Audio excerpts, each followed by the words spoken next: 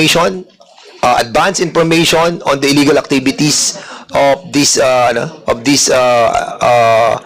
license Pogos. Thank you, sir. Attorney Excuse Alan, lang, kasi yes, sir. Attorney maliwanag Alan po Roy, sir. excuse me lang po Yes. Kasi maliwanag po yung sinasabi sa atin ni Chairman Tenko eh. Wala silang police power eh. So, hintay ba natin may sumabog pa, ma-infiltrate tayo lahat bago tayo kumilos gumalaw? Siguro sagutin na lang ng national security yung tinatawag ng mga with regards to this ganitong mga illegal activities. Meron kayong mga kasi alam naman natin to last year pa naintindihan na natin yung storya eh. So yung mga intel work that has been done by your office. Thank you, sir. Attorney Alan Roy, sir, my principal is having an emergency meeting right now. But as of this time, sir, as to the mandate of National Security Council Secretariat, we're just collecting data to be submitted to the National Council proper, sir. So that is the mandate of NSC right now, sir. O sige, gawin na lang natin medyo localize. Kasi pag, like example, kayo, Intel kayo, dapat alam nyo yan. PNP, meron din tayo tinatawag na Intel Fund, di ba? Sa bawat station natin, meron tayo. So, but I know the meager budget of the PNP. The different mayors have also the Intel Fund. Andito si Mayor, anong pangalan ni Mayor? Kapil. We will be asking Mayor Kapil. Mayor Kapil, with the indulgence of Congresswoman Pancho, meron kayong mga tinatawag na Intel Fund. Di ba? Siyempre, yung intelligence fund natin, ginagamit natin yan sa pag-monitor ng ating buong bayan. Magkano yung Intel Fund ng Porac? Sa amin po sa LGU ng Porac, wala po kaming nakalat na Intel funds po. Anong wala? Mayor, meron ka intelligence fund. Yes. Magkano yung intelligence fund mo? Mr. Chairman, wala po kaming nakalat sa LGU. No, I mean, how much is your intelligence fund? Yes. Confidential Mr. Chairman, fund. we can provide you our yearly budget na wala po kaming Intel funds. We are investigating this matter, and all the different LGUs, meron tayong ginagamit na Intel Fund, and these are being liquidated as well somehow, di ba? Oo, meron dyan tinatawag na hindi, of course, meron kayong POPs plan. Yes. POP. Yes, we'll submit our budget so that No.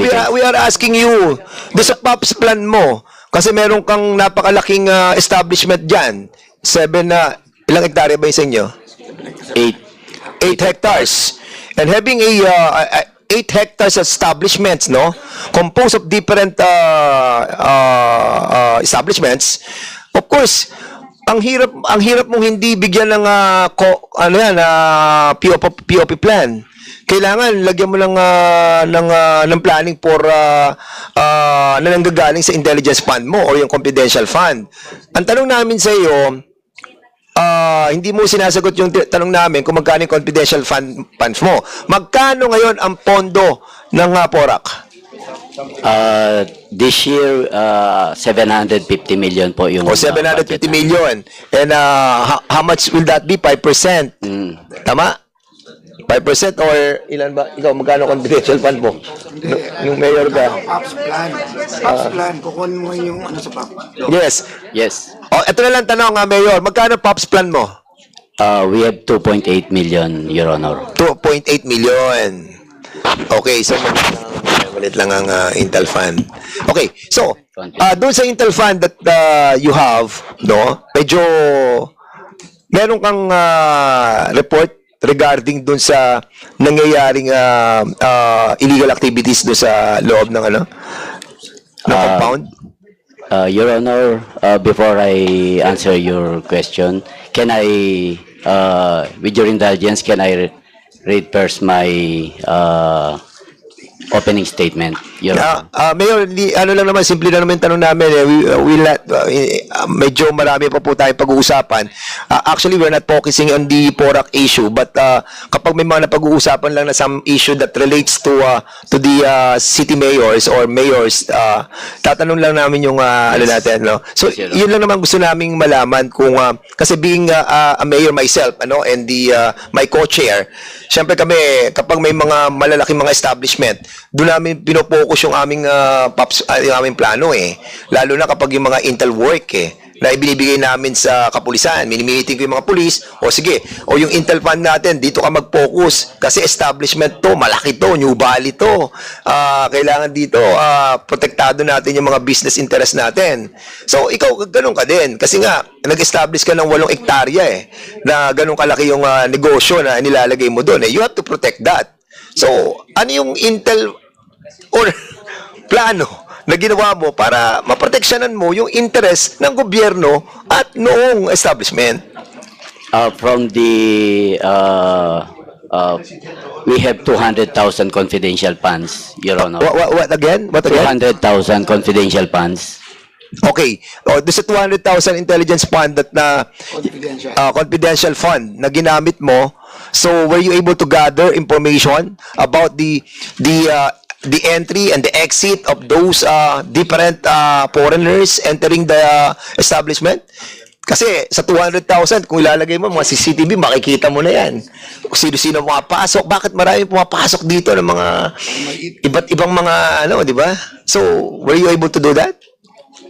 Actually, we rely on the PNP, Your Honor, with regards to their You rely with intelligence. ng PNP? Yes, Your Honor. Basically kasi General Leo Francisco, no, the PNP also rely with the LGU because of the meager budget. That's reality. That's the reality. Richard Gomez is a former mayor. My friend is a former mayor. I am a former mayor. And you are the former mayor. Nagre-rely tayo sa PNP. Mayor Kapil. Yes. Hindi tayo, actually tayo pa nga nagbibigay sa kanila Di ba? Kasi yung intel work ng ating mga PNP talagang yung meager budget that they have. Di ba? You know that. You are a mayor. Yes, Your Honor. Di ba? Opo. Anyway, balikan po tayo sa... Yes, sir, Mr. Chair, opo. Are you done, Opo. Congressman Pancho? So we'll be proceeding to the next interpolator. Si Mayor. Ay, sige, co-chair. Mayor, usually aware tayo pag malalaki investment Marami bang malalaking investment sa bayan mo? Meron din po ang Ayala nasa amin po sa PORAC. Ang alin po? Ang Ayala. Ayala. Robinson na rin po.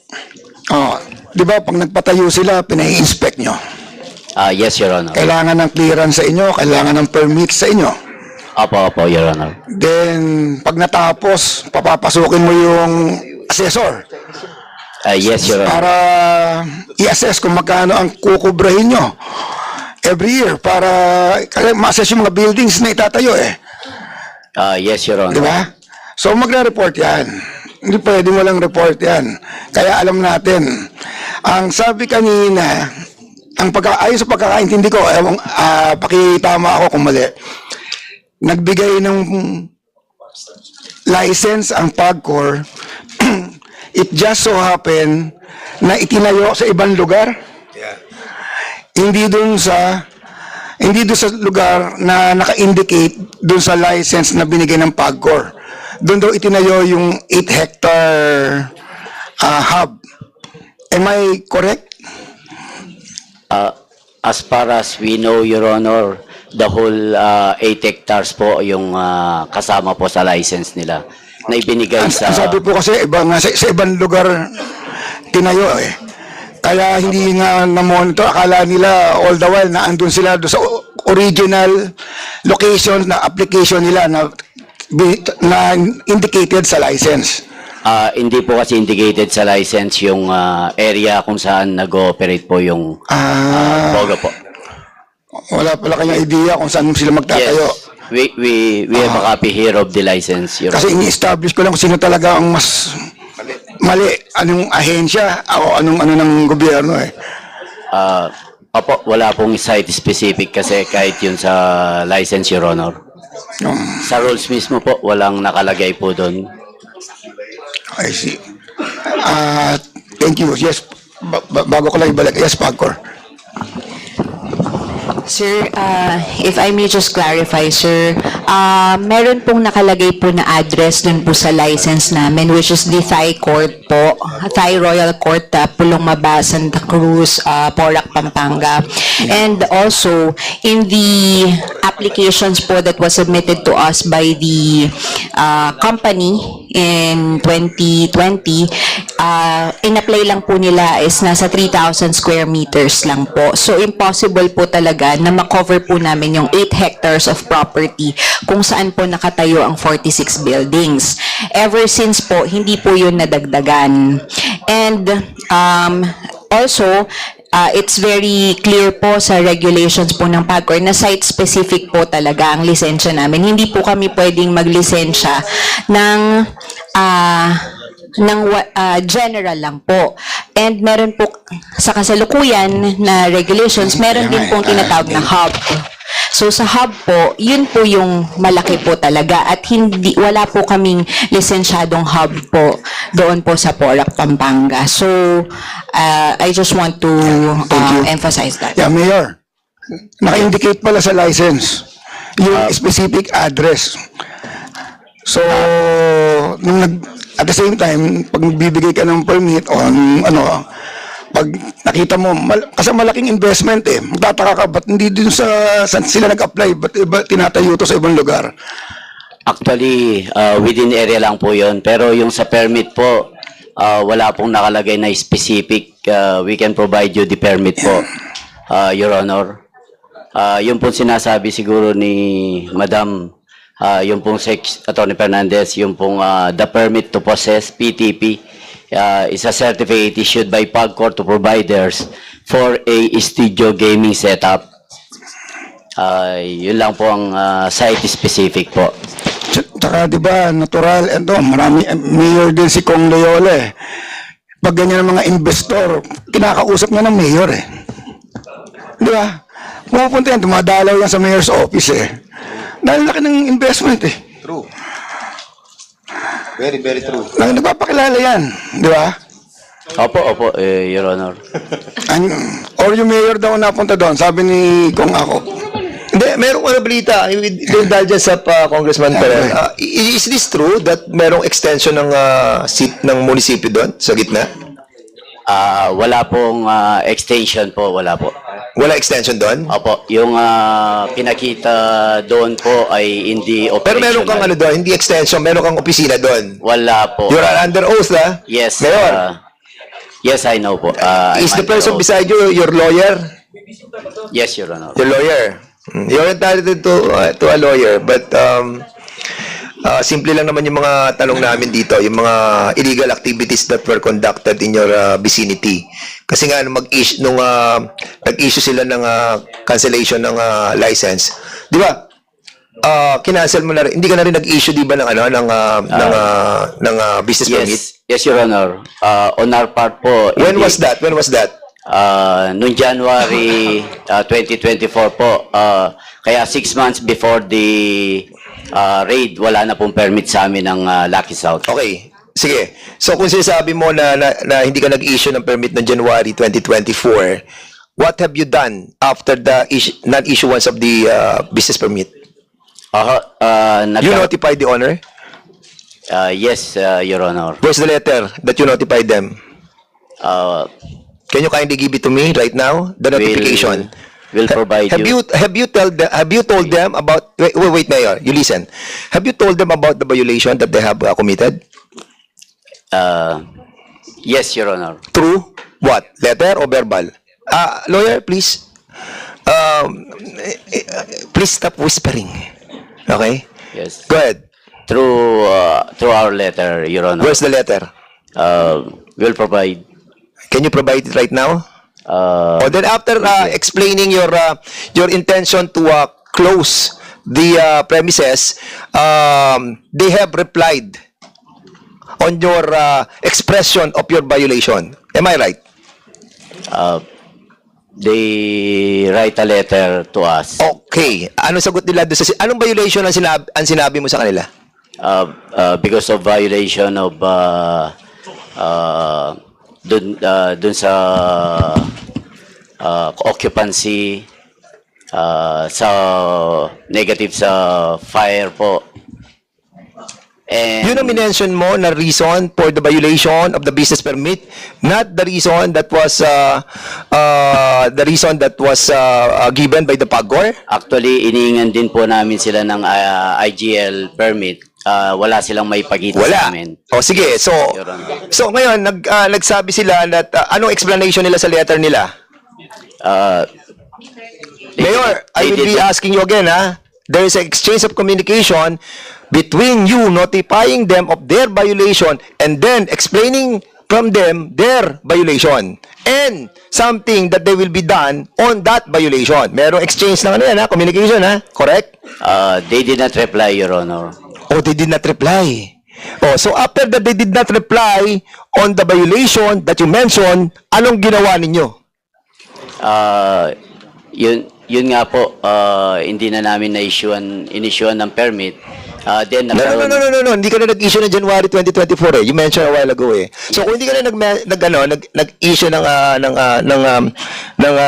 business permit prior to that, di ba? Hindi ka na nag-issue, pinag-explain mo sila ng kanilang violation, hindi sila nag-reply.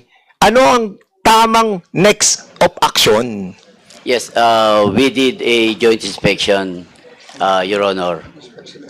Pinuntahan po namin yung area.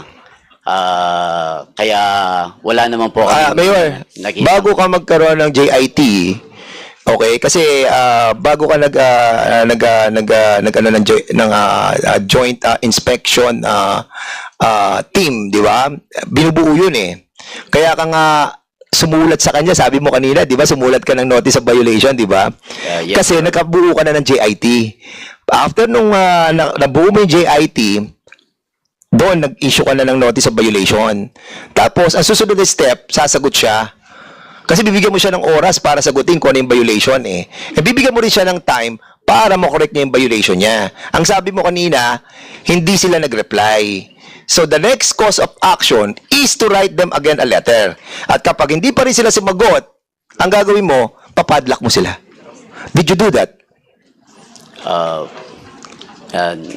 Hindi. Did you do that? Hindi na po. Bakit mo hindi ginawa? Kasi ako, meron ako pinapadlock sa amin eh. I did all the requirements according to our local government code. Sinunod ko yun, notify ko sila, nag-explain sila, inisnab ang mga letter ko. Alam mo ginawa ko? Nag-coordinate ako sa PNP, lahat pinadlock namin. BPLO, kasama BPLO, pinadlock namin. Yun ang cause of action ng mayor na dapat na ginawa. Ang tanong, ginawa mo? Ang sagot mo, hindi. Yes, Your Honor. Bakit? Actually, nung joint inspection team namin, wala naman po kaming nakita na... Violation niya nga yung sinasabi nga ng PAGCOR, hindi na sila nag-issue ng IGL eh.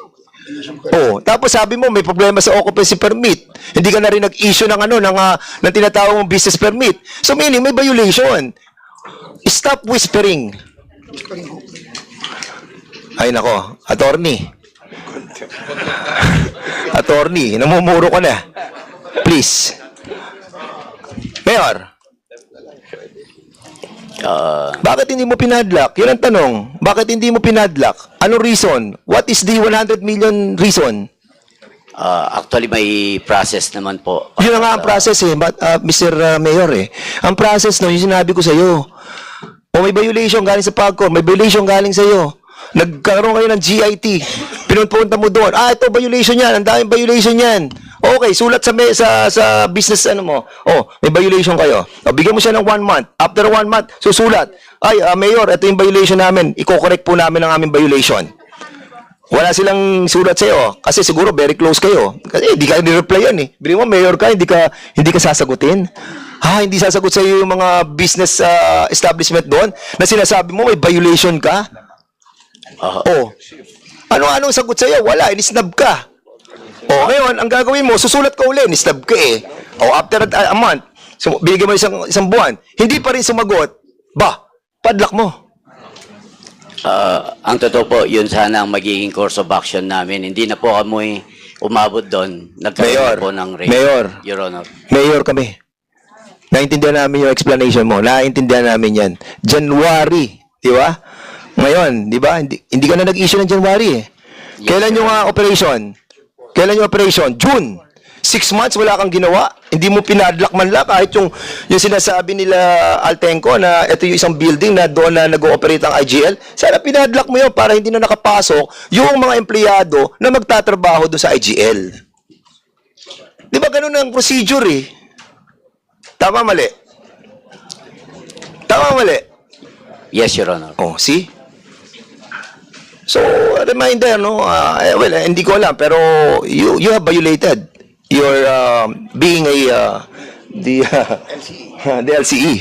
Di ba? Ako, very, ko dyan, critical ako sa ganyan nung ako naging mayor. Lalo na nung may pinadlock ako doon.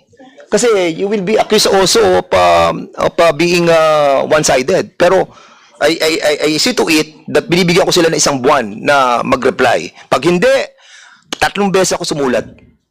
3 beses ako sumulat, hindi nila ako ni-replyan. Pinadla ko. Anyway, so we'll be asking the next interpellator, Mr. Representative, my friend, my very friend. Sabi ko kanina, di ba? Sabi, good friend. Congressman Kit Flores. You're recognized. Thank you, Mr. Chair. My questions would be directed to Yusek Cruz, sir. Sir, matagal na pong pinag-uusapan yung mga illegal activities going on in Pogos, di ba? I wanted to find out po kung ano yung difficulties that you encountered, PAOK encountered, in siguro enforcing search warrants or securing search warrants and other stuff like that po. Ang mabigat sir na-encounter namin are probably the leaks sir, during the application pa lang ng search warrants. Napapadala na kagad kami ng videos that those persons to be arrested, especially those foreigners and those who are operating yung mga illegal pogos na yan, nagtatakasan na sir. So, I don't know sir, but maybe because they have resources, they have money, they have connections. That's why every raid, nakakatatlong raid kaming ginawa sir, laging ang leakage sir talagang massive. And buti na lang sir, swerte na lang kami in ito yung sa Banban.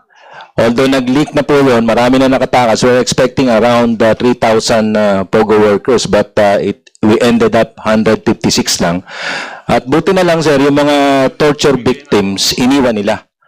So nung gabi, nung binabantayan po namin sir yung POGO Hub, may mga lumalabas na ng mga torture victims yun nga. And one of them is yung nakaposas po doon sa bed frame. And the other one is yung sumisigaw po ng tulong at nagpaparescue po. Okay, you said, before you continue answering, kasi ang tanong ko po is like, di ba you have all the resources of the national government. You have the PNP, may CIDG tayo, may NBI.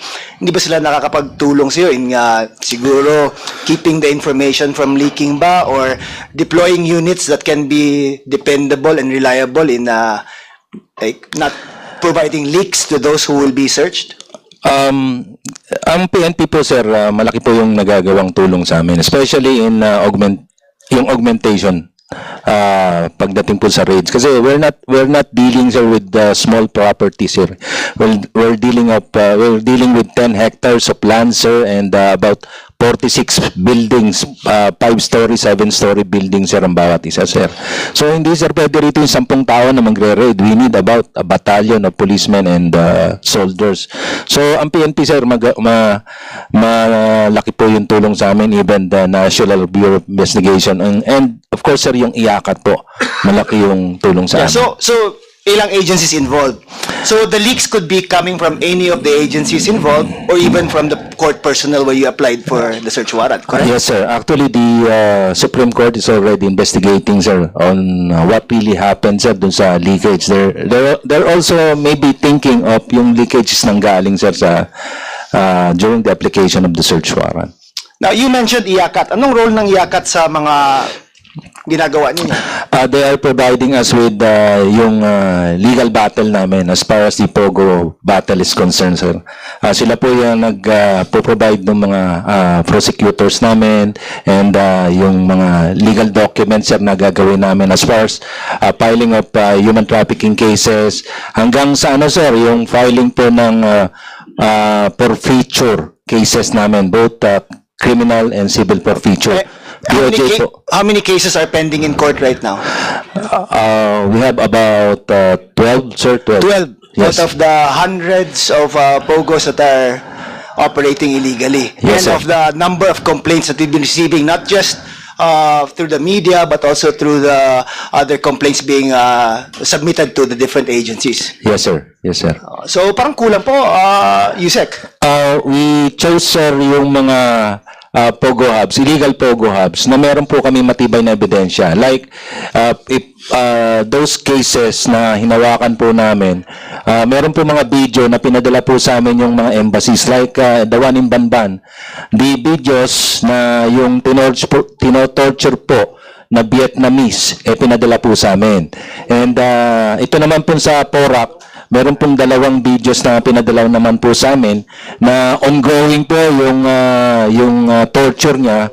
And then yun nga, kasamaan palad, hindi na namin nakita yung saan. We heard that the fellow got killed and hindi pa rin namin nakikita till now yung body niya. Okay. Now, for DOJ, Yusek T. Sir, when they do raids po kasi, it involves hundreds, in fact, sometimes thousands nga po, di ba? Na nire-rescue, biktima, and sometimes perpetrators din po. How many prosecutors have you assigned to assist PAOK or the other agencies po in prosecuting these POGOs? I don't have an exact amount for the number of prosecutors, but I could estimate around hundreds na po yung mga prosecutors na tumutulong across the country. We have multiple task force of IACAT that consist of prosecutors from across the country, and from time to time, different teams of prosecutors have coordinated with PAOK and different law enforcement agents for these operations. Okay, but Yusek, would you agree with me that this is a national concern? And would you agree with me that dapat siguro bigyan din natin ng siguro a committee ba or a body that would also assist our PNP, PAOK, NBI in focusing on these crimes? Kasi it's a national security issue, I think, eh. We agree, Your Honor. In fact, we have that body already. Oh, you have it? Yeah, It's existing na? We have a regular coordination meetings among specific agencies, including PAOK, PNP, NBI, AMLC, SEC, BI, and a lot of other agencies, specifically for the operations of against illegal POGOs and the many cases that will come right after. Alright, kasi in one of the briefings that was given to us, may mga cases daw na released for further investigation yung mga nahuli. So, what can you say on that, Yusek T? I think before May 2023, before our first significant anti-POGO operation, that happened a lot. Na RFI yung mga ibang mga ni-inquest, na-arrest during the operation at ni-inquest. But because of the coordination between PAOK, police, DOJ, we make sure that our cases are very strong at nabawasan na significantly yung mga na-RFI. Yung RFI. Yes. Can you give us an update? Can you submit to the committee siguro after this hearing po? Ano na po ang nangyari doon sa mga na-RFI? Kasi I'm concerned na baka hindi na mahanap yun or ano na ang status ng mga kaso noon. Di ba kasi sayang din nahuli na and then pina-release pa. Di ba? Yes. So can you endeavor to give us a status of the updates on those RFI? We will, Your Honor. And if I may add, when it comes to RFI, the interagency group is also able to adopt another tactic to ensure that we maintain custody over foreign nationals who are subject of RFI. Because more often than not, the foreign nationals that are found in illegal POGOs are not just, if not violating criminal laws, they're violating immigration laws. Right. That's why shortly after our raids, Bureau of Immigration, they go to the site, they conduct immigration inquest of all the foreign nationals so we can maintain custody over them. So all foreign nationals, even those that are not charged or even those that are RFI'd, we're able to maintain custody over them. Okay, thank you. You said, one question lang, sandali you said there was this hub that consisted of several buildings. Sa estimate nyo po, magkano ang ginastos doon in making that hub? In the case of Banban illegal Pogo hub, sir, nasa 6.8 billion. 6.8 billion. How about 6 yung, point- yeah. how about yung PORAC? Ang estimated nila ron, sir, is 7 billion something. 7 billion. We're only talking on the Structures structures, lang, sir. structures lang. Not Yeah. the lot. Because this is related to my next question for PAGCOR. PAGCOR, you mentioned earlier na to prevent mga illegal pogos and stuff like that, in-increasean nyo yung parang amount ba or something? No, naging 100 million ba or something like that? Capital? Paid up capital to 100 million. But you see hubs here being created at the amount of 7 billion. That's what? Ilang 100 million na yan or 6.9 billion. Do you think that by raising the capital, paid up capital, it's gonna prevent further hubs like that from being put up? Congressman, I'll answer your question. We do not have any licensed hubs anymore. Actually, prior to my being appointed as chairman, there were only 2. That is one in Clark, in Sun Valley, and one in